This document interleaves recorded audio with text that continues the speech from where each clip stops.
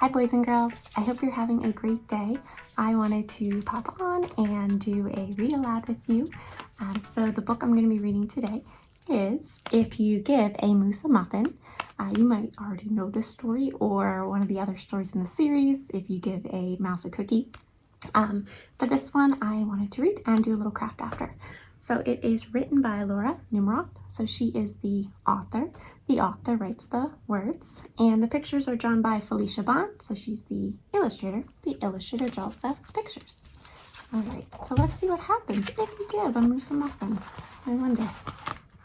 If you give a moose a muffin, he'll want some jam to go with it. So you'll bring out some of your mother's homemade blackberry jam.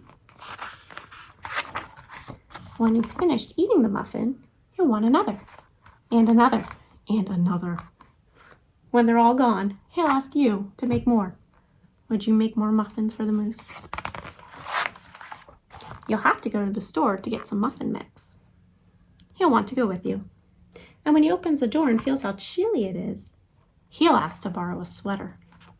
I wonder if the sweater will fit him. When he puts the sweater on, he'll notice one of the buttons is loose. So he'll ask for a needle and thread. He'll start sewing. The button will remind him of the puppets his grandmother used to make. It's funny, everything that's happening is making him think of something else. So he'll ask for some old socks. He'll make sock puppets. That would be a fun at-home activity to do too. When they're done, he'll want to put on a puppet show. He'll need some cardboard and paints. It's a crafty moose. Then he'll ask you to help make the scenery. Do you think the story is realistic fiction or fantasy? Could a moose do all these things? When the scenery is finished, he'll get behind the couch, but his antlers will stick out. So he'll ask for something to cover them up. You'll bring him a sheet from your bed. Good idea. When he sees the sheet, he'll remember that he wants to be a ghost for Halloween. So he'll try it on and shout, "Boo!" It'll scare him so much, he'll knock over the paints. Poor moose. So he'll use the sheet to clean up the mess. And then he'll ask for some soap to wash it out. He'll probably want to hang the sheet up to dry. Makes sense. He'll go outside to put it on the clothesline.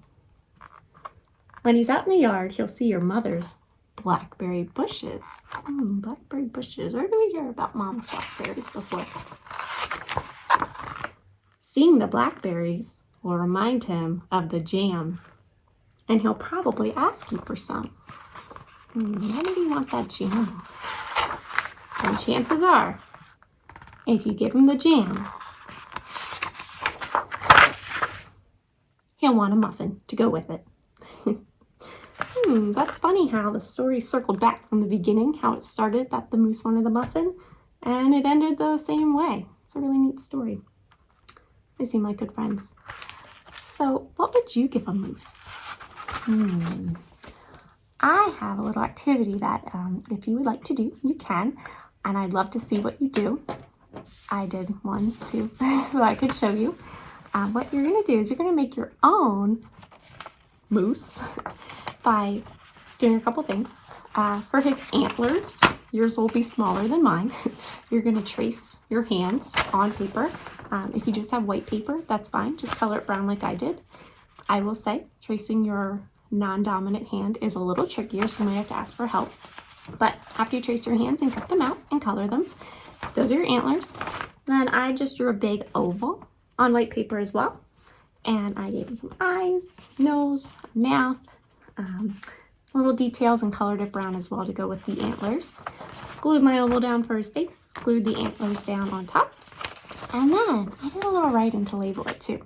So mine says, I, capital I spells I, will, W-I-L-L, will, give a moose a lollipop. I think he would love a sweet treat. So I drew a little lollipop to go for him. He likes cherry. Would love to see what you want to give your moose. So go ahead and let me know, or make your own and let me see it. Thanks, friends. Have a good day. Bye.